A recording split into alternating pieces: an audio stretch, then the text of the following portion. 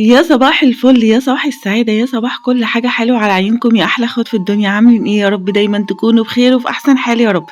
النهارده إحنا فين بقى؟ النهارده في أكبر مكان في مصر لزينة رمضان، لياميش رمضان، لكل حاجة تخص الشهر الكريم، إحنا في السيدة زينب.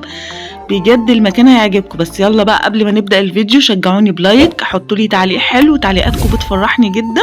ويلا بقى سموا الله وصلوا على الرسول عليه أفضل الصلاة والسلام، ونبدأ الجولة بتاعتنا. بصوا بقى حاجات رمضان والفخار، قلت ابدا لكم الفيديو بقى بالحاجات الحلوه اللي بتحتاجوها في رمضان كده. الطواجن بقى اللي بتخش الفرن، الفخار، الطواجن الصغيره، الزبادي، ام علي، الحاجات الحلوه. بصوا كل حاجه هناك بجد بتجنن. الطواجن بقى بتبدا، مش هتصدقوا، الطواجن الزبادي بتبدا من 3 جنيه. الواحد كان ب3 جنيه. بجد الحاجات حلوه قوي هناك. انا جبت من الطواجن الصغننه دي للزبادي، تحطي فيها بقى زبادي، تحطي فيها رز بلبن، ام علي. يعني بصوا حاجات حلوه قوي. بصوا بقى الحلال الحلوه دي. مش عايزين ننسى بقى السحور، طواجن الفول كده بقى على السحور. بصوا بقى الجمال بجد حلو قوي قوي قوي يعني. اول ما شفته خطف قلبي كده. بصوا الزير الصغنن ده، مرسوم عليه بقى حاجات رمضان، بوجي وطمطم، عاملين عليه اجواء حلوه قوي بجد. شكله كان حلو قوي. عايزة أقول لكم بقى إن كان في منهم قُلَل كده صغيّرة برضه بيترسم عليها نفس الحاجات دي، بس للأسف يعني ما كانتش موجودة، شكلها من جمالها اتخطفت خطف بجد.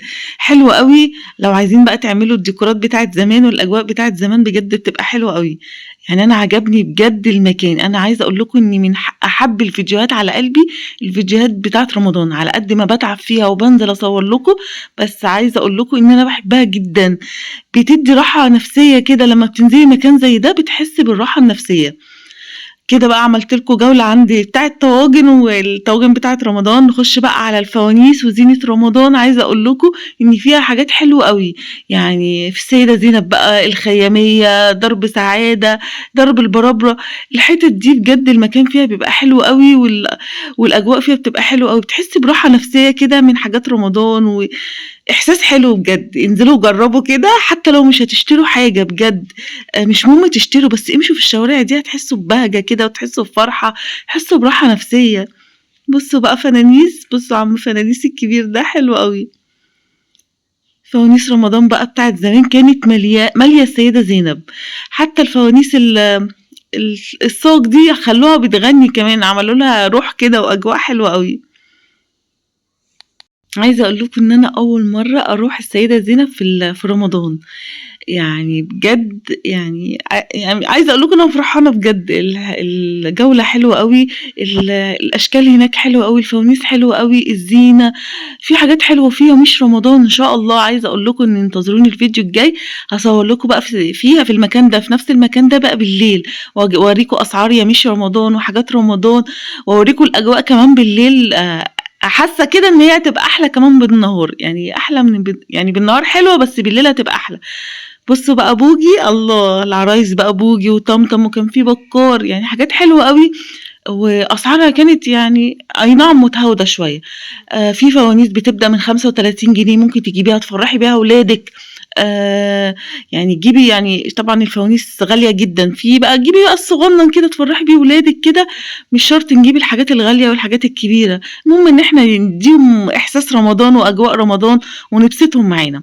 وزي ما قُلت لِك لو مش هتشتري حاجة حتى ونزلتِ المكان ده، هتحسّي إن أنتِ فرحانة بجد. يعني أنا نزلت هنا ما اشتريتش حاجة، بس كنت مبسوطة بجد. أنا ما اشتريتش غير الطواجن الصغيرة للزبادي لإني عجبتني أوي، ورجعت بجد حاسة بروح كده وراحة نفسية للمكان بجد. في كل حاجة تخطر على بالِك، زي ما قُلت لكم في ياميش رمضان، وفي فوانيس رمضان، وفي زينة رمضان، وفوانيس بتاعة زمان، وفانوس الحديث، وفانوس أيكيا، كل حاجة تخطر على بالِك كانت في السيدة زينب. الفوانيس الصغيرة أهي، في فوانيس خشب، وفي حديد، وفي فوانيس تحطي فيها شمعة، كل حاجة بقى حلوة. بُصّوا بقى الفرشة دي دخلتها بجد فيها حاجات حلوة أوي.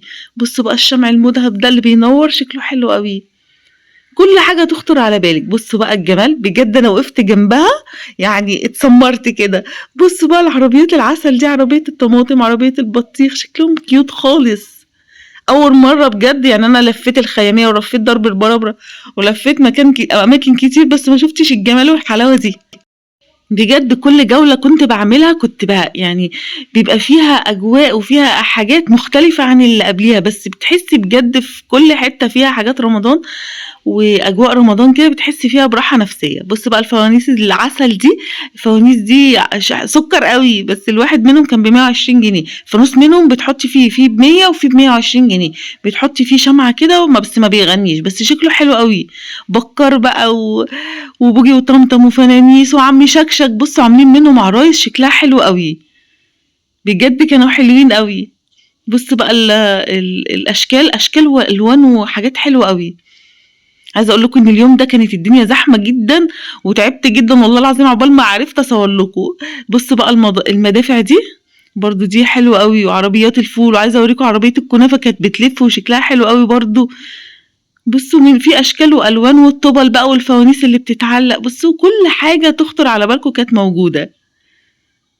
بص بقى العم بتاع العرقسوس ده بقى اللي هيعمل لنا عرقسوس في رمضان، مع اني ما بحبوش عمري ما شربت العرقسوس. والترابيزات بقى وصواني رمضان، كل سنه وانتم طيبين ويعود عليكم الايام بالف خير يا رب. بص بقى الفوانيس دي وصلت سعرها غالي جدا، يعني مش عارفه يعني عليت قوي كده ليه. ربنا يعيننا على غلا الاسعار دي بجد. كان نفسي اجيب واحد بس لقيت سعره، كان عندي واحد زمان بس الحمد لله يعني اتكسر. اسعارهم بقت غاليه قوي. كنت بعلقه في الشباك كده واحط عليه فرع نور، بيدي بقى اجواء حلوه كده في الشارع. بص عندنا الشارع بتاعنا بيعلقش زينه رمضان خالص، مش عارفه شارع ابو لهب ده ولا ايه مش عارفه. مع ان الشوارع لما تتعلق زينه كده بتدي اجواء حلوه قوي. بصوا بقى هنا يميش رمضان برضو، في شارع مخصوص كله حاجات رمضان ويميش رمضان. ان شاء الله زي ما وعدتكم الفيديو الجاي هصور لكم هناك، اعمل لكم جوله تاني في السيده زينب لان انا حبيتها بصراحه، وهنزل لكم بقى اسعار يميش رمضان وحاجه رمضان باذن الله. النهارده بس قلت ايه اخدكم جوله كده في زينه رمضان وفوانيس رمضان. وزي ما قلت لكم انا اول مره اجي السيده زينب في رمضان، فبجد كنت منبهره بجد من الاجواء والروح اللي هناك، واغاني رمضان تمشي بقى في الشارع كده. عايزه اقول لكم الناس كانت فرحانه. يلا بقى تشجعي كده وانزلي شوفي الاجواء في الشارع، في الشوارع كده، في الاماكن اللي زي دي، بجد هتدعولي بجد لو نزلتوا ومشيتوا بقى في الشوارع دي وحسيتوا كده الاحساس اللي انا حاساه. يا ريتكم كنتوا معايا بجد والله. يلا بقى مستنيه ايه، اكتبي لي كومنت حلو كده. عايزه اقول لكم ان التعليقات بتاعتكم بتفرحني وبتشجعني ان انا اصور لكم فيديوهات كتير، وحطي لايك كده. عايزه اقول لكم ان انا والله بتعب في الفيديوهات دي.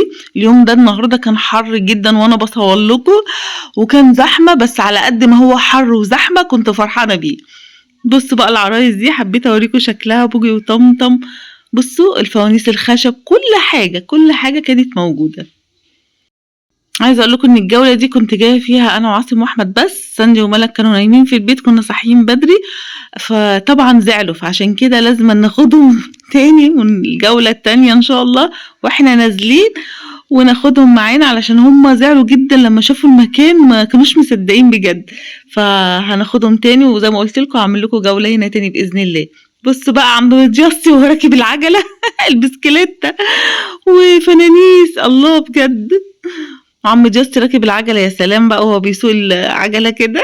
بص بقى الفوانيس المذهبة دي شكلها حلو أوي، المباخر، كل حاجة زي ما قلت لكم هناك. بص كان شكلهم حلو قوي. بص دي حاجات من الخشب برضو، فوانيس، كل حاجة بجد. المحلات هناك والفرش اللي بره اللي بيحطوه في الشارع عندهم حاجات وأشكال وألوان بجد حلوة قوي.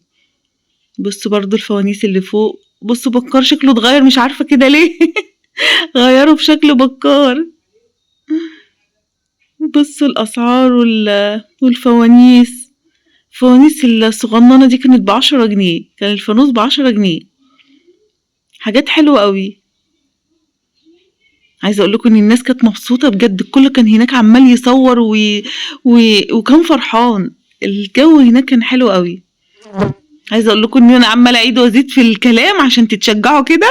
ويلا روحي انزلي كده الاجواء دي ولو خرجي نفسك من مود البيت بقى والطبيخ والمطبخ، انزلي اتفسحي كده في الاجواء دي بجد هتتبسطوا قوي.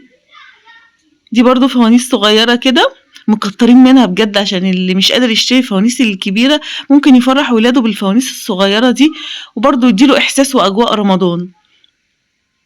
في بقى الفوانيس بقى البلاستيك دي اللي على شكل عربيات، شكل دباديب، الحاجات دي مع اني انا ما بحبهاش، ما بفضلهاش بصراحه، بحس ان هي مش فوانيس رمضان. الفانوس عندي الفانوس بتاع زمان، هو ده اللي يحسسني ان ده فانوس رمضان. عاصم بقى عايزه اقول لكم اني سايب كل ده ولافف عمال يدور في المحلات على صواريخ. يا حبيبي انت سايب الفوانيس وبتدور على صواريخ ليه؟ وصمم مش هيمشي من غير لما يجيب صواريخ. بص بقى الكوبايات عليها عم فؤاد وعليها بوجي وطمطم، الكوبايات بتاعت رمضان بقى بتاعت العصاير، الزينة، الفروع، العرايس، بكار برضو شكله متغير ليه مش عارف، البلح اهو والاسعار بتاعته زي ما قلت لكم وعدتكم باذن الله هجيب لكم الفيديو الجاي اسعار يميش رمضان، والبلح هناك اسعاره حلوه جدا جدا جدا. يلا يا جماعة منتظرين ايه بقى؟ اشتركوا في القناة كده وفعلوا الجرس عشان يوصل لكم كل الفيديوهات الحلوة دي، ولسه الجديد احلى واحلى باذن الله. بصوا بقى الفرشة دي عليها ميداليات بقى صغننة كده اشكال رمضان، المفارش بتاعت التلاجة عليها اشكال رمضان برضو، الفوانيس الصغيرة، الفوانيس الكبيرة، كل حاجة تخص رمضان عليهم، في اطباق كمان لرمضان، حاجات حلوة قوي. بس بجد ما عرفتش اوريكم كل التفاصيل والاسعار بجد عشان الناس كانت زحمة جدا، وطبعا عشان ما ضايقش حد وانا بصور، لان في ناس كانتش بتحب تطلع في الكاميرا. فباذن الله الجوله ان شاء الله الجايه هصور لكم واوريكم يميش رمضان واسعار رمضان. انتظروني الفيديو الجاي هيكسر الدنيا باذن الله، وشجعوني بلايك كده حلو، واكتبوا لي كومنت حلو، واللي مشتركش في القناه يشترك عشان الجديد احلى واحلى باذن الله. يا احلى اخوات في الدنيا، هتوحشوني كتير من الفيديو ده للفيديو الجاي، وانتظروني باقوى فيديو في السيده زينب بالاسعار بكل حاجه هتفرحكم باذن الله. هتوحشوني كتير، يلا باي باي.